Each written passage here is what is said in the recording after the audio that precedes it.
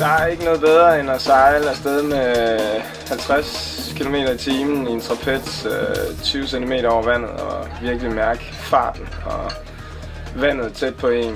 Det er virkelig det fedeste.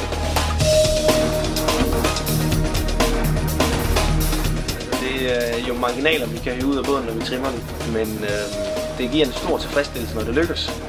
Og det er noget af det, jeg synes er rigtig sjovt på båden. Det er marginaler, og det er nogle små ting, vi skruer med. Det er lidt højteknologisk noget af det, men når det lykkes, og man får trimmet den båd rigtigt, så føles det rigtig godt med.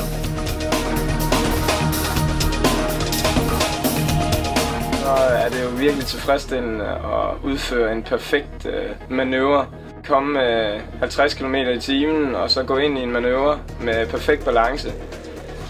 Kende sine skridt igennem båden og udføre manøvren til perfektion.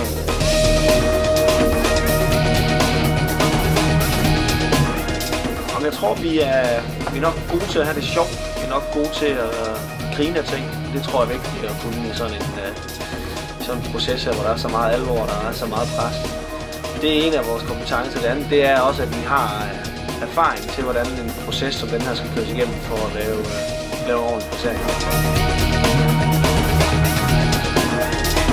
En optimal 49ers sejldag for mit vedkommende, det vil jo være sådan god kraftig vind, 10 sekundmeter, og fladt vand, ikke for mange bølger, solskinsvejr, og så kommer det sådan set af sig selv, fordi det er en fed båd at sejle.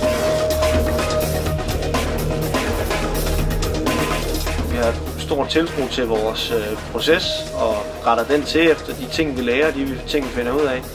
Men der skal vi egentlig bare fortsætte med at gå de ting igennem og få lidt mere erfaring og sammen og få udraderet de usikkerheder, der er, hvilket vil resultere i et højt bundniveau. Og når vi har det høje bundniveau, så laver vi de resultater.